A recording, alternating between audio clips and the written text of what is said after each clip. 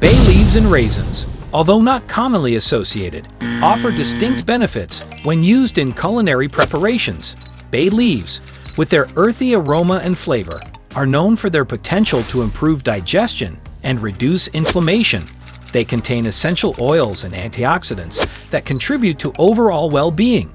On the other hand, raisins, dried grapes rich in natural sweetness, provide dietary fiber, vitamins, and minerals like potassium and iron.